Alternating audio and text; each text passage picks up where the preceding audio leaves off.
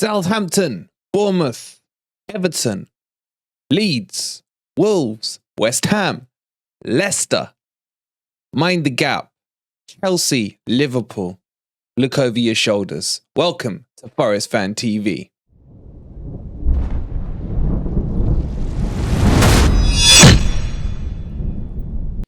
Good morning, good evening, or good night, wherever in the world you are, whatever time of day you're watching this. Hope you're having a fantastic day, and welcome to your in-depth match analysis for Nottingham Forest 1, AFC Richmond 0.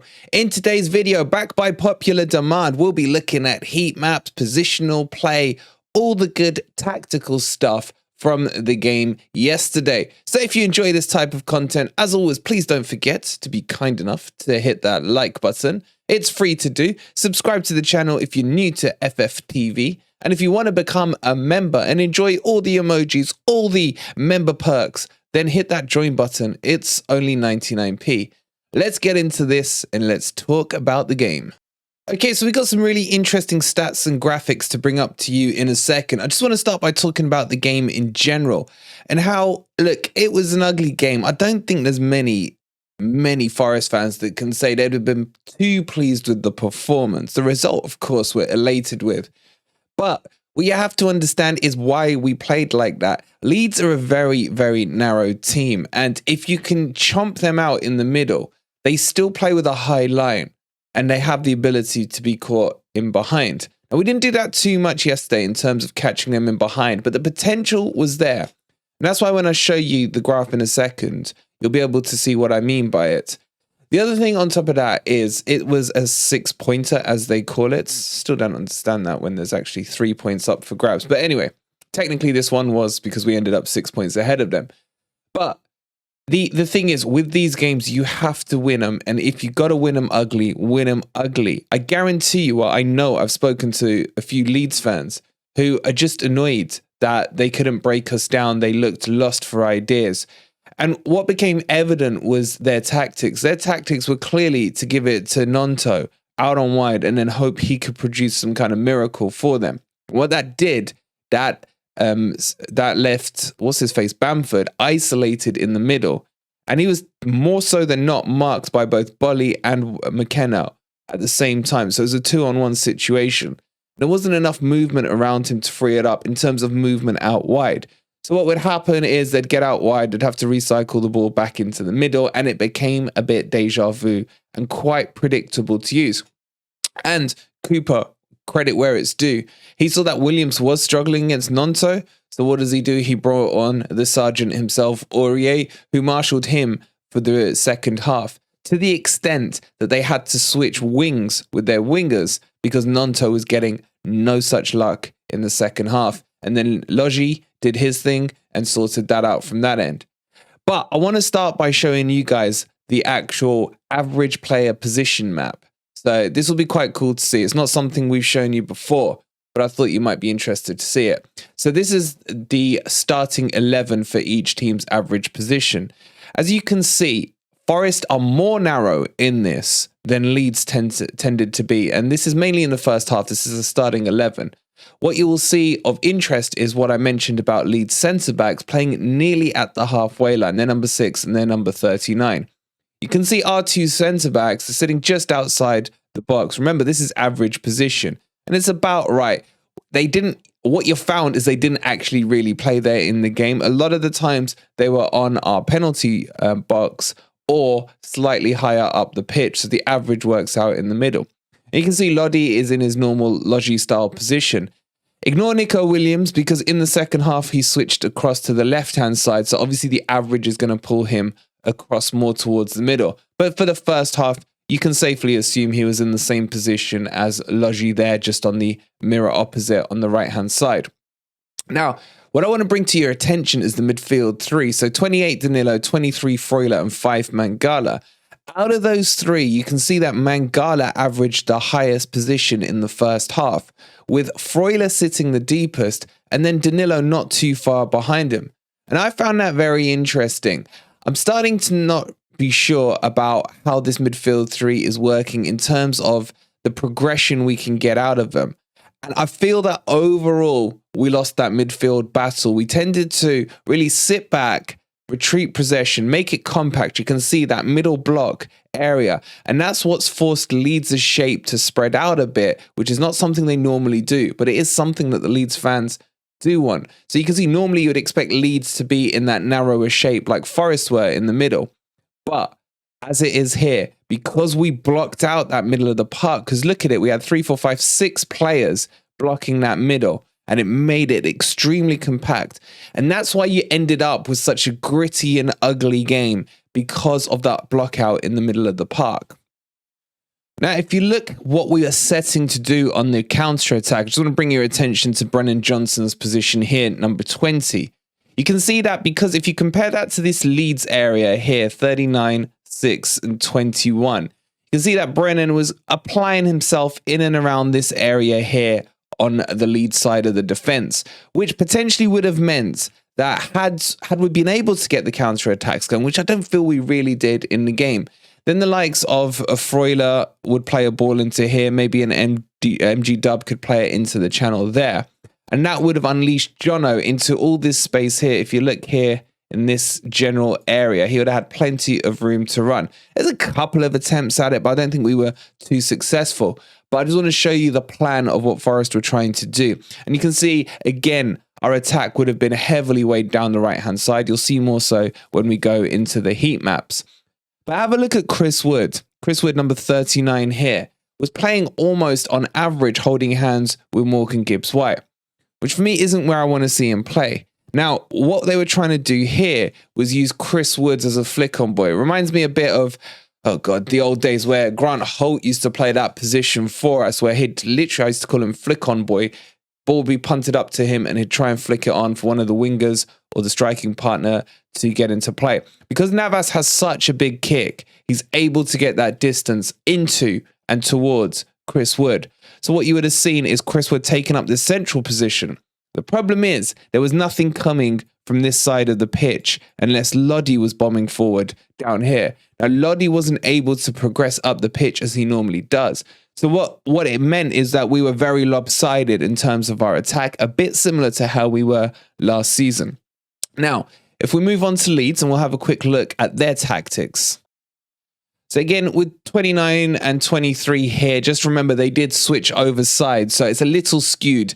Like if I was to be realistic, I'd have him out here and out here because there was a lot of width coming from those two. And all you were finding, they became very lopsided down this left-hand side as these balls were pounded in to Nonto, especially in the first half and in the beginning of the second half. But you can see they were giving up a lot of space here in the middle, which was being taken over by us. And those channels were being blocked out, which forces the ball into that channel. Even from a deeper position, Leeds were playing that ball out wide. The problem was, once they got it here, if Aurier, say in the second half, was controlling the match on the edge of our box, there was no real options for them. You never had the rest of their midfield breaking in to get into the box. And that was causing them the issue. And that's why they were so blunt in front of goal. Now, I'm not saying we were creating chances left, right, and centre. That's one of the main differences there. So the problem with Leeds is they're so used to playing down the middle that when we blocked that out, they had to force themselves out wide and didn't really know how to adapt to the situation. Okay, so fast forward on and all the subs have been made and then the average position, including those new subs and how it changed. What you can see straight away is what Colback did. Colback over here, let me just get my right tool. Colback over here was sitting kind of to the left, but more in front of McKenna, protecting that side because, again, Leeds were trying to press down that side because Nonto got switched over.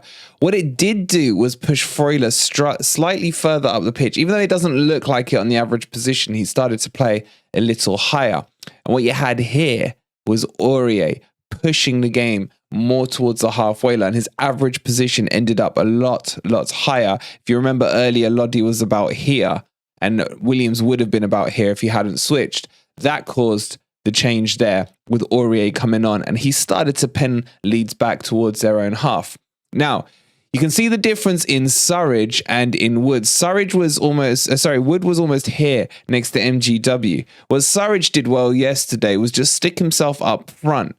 just to give us an outlet ball potentially that he could run onto and chase. And you can see Jono in the second half here, still holding that same position. And just look at the channel on the average in comparison to the Leeds team here. No one was really playing that position. Now, obviously, it's averages, so you get what I'm saying here.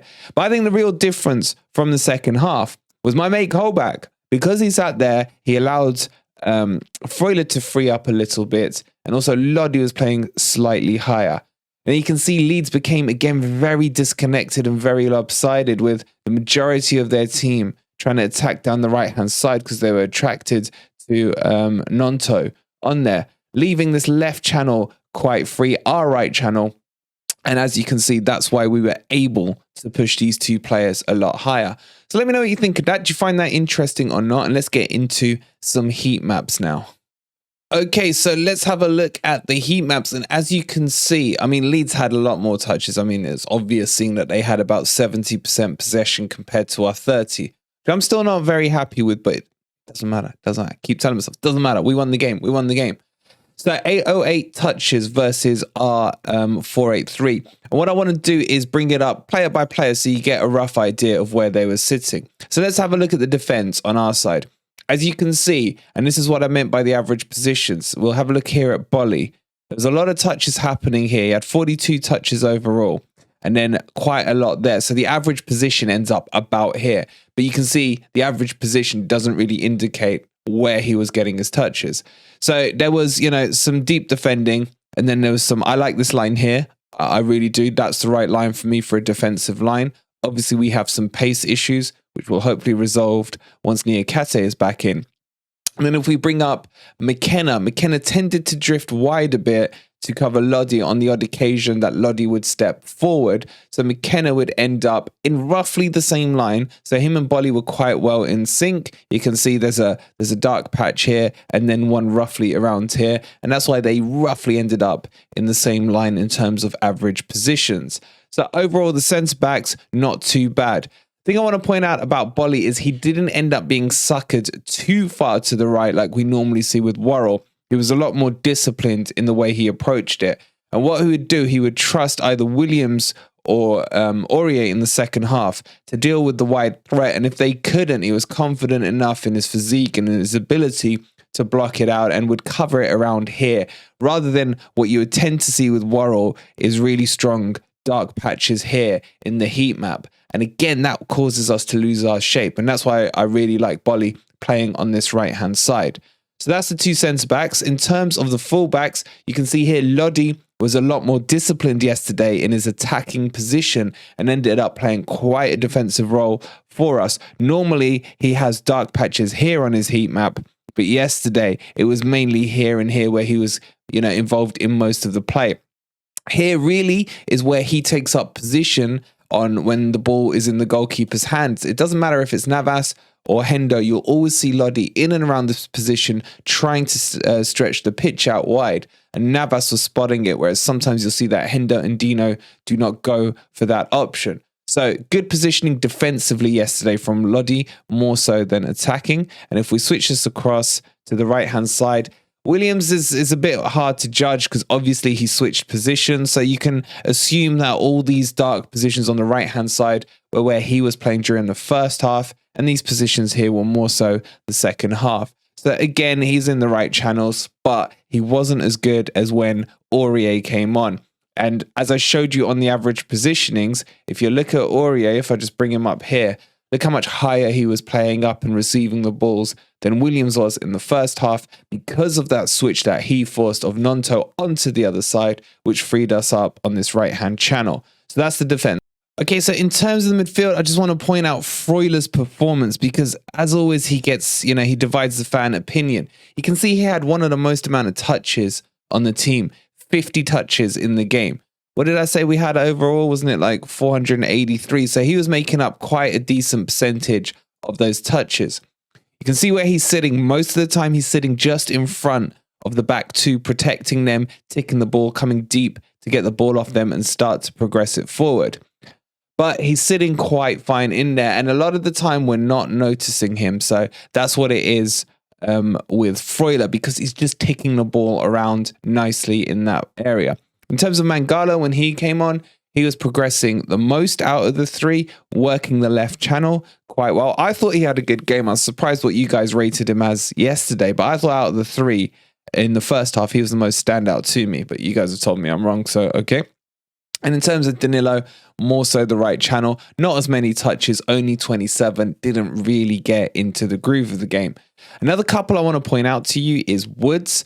Look how deep he was playing. A lot of the time, most of his touches were out here on the left, although his average position was around here. He was coming in quite deep and becoming very, very ineffective. Didn't really get a touch in the opponent's box at all, which is what you want to see from a striker, which we didn't see with Chris Wood yesterday. So, and this one here was the one where he just ran it out of play, which was just... Anyway. So Wood didn't do too much. What I want to show you is Jono there. You can see Jono very disciplined down this right-hand channel, even getting back to help and support against Nonto in the first half, and then progressing himself and getting a few touches deep into the opponent's half. Overall, though, if you look at the amount of touches we had in the opponent's box, it's nothing. It really is. And, you know, it was a bit of a hit and run. Have a look at this. Their box is completely empty. Completely empty. And this is the shape that we did take. You can see what I was saying to you, where we'd retreat and hold this middle position quite firm. This is where we're getting most of the ball back in and around this area. And you can see we'd given up all of this for Leeds. If I bring up Leeds's, you can see it's quite a different shape, and they got into our box quite a bit. You can see the darkness of the heat map, especially down this left-hand side where they were using Nonto to do that. So overall, it almost, look, I'd say this, it looks like the shape you'd expect of an away team performance. And that's the thing we need to slightly change, especially when we're coming up against opposition teams who are crapper than us. We should I say, be pushing higher up the pitch and be a bit more aggressive and attacking. I think Leeds were there for the taking. If we'd just squeezed a little more, I think we could have beat them by a couple more. But it doesn't really matter. As I said, the 3 points were more important in this scenario. But let me know what you think about these heat maps, and is it something you want to see a bit more regularly again in our videos? I normally would bring you some in-game footage, but honestly, there wasn't too much to talk about. The goal was fantastic. We've got that as a short, so if you want to see it, our very own FFTV Simon got it and filmed it live in the flesh, and you get to see the whole crowd reaction. So go check out our shorts if you want to see that goal all over again. It was a fantastic, fantastic strike by Brennan. Really flushed that ball nicely, caught it really clean, and it was really impressive. So that's the in-depth match analysis. Of course, we've got plenty more coming on the channel, so I hope you've enjoyed that. Let me know your thoughts down below. Do you agree with what I'm saying in the analysis? Does it all make sense? And do you want to see more of it? Don't forget, as always, please do give the video a quick like. Subscribe to the channel if you're new to FFTV, and we'll catch you on the next video. Come on, you Reds. 3 points in the bag. Let's go.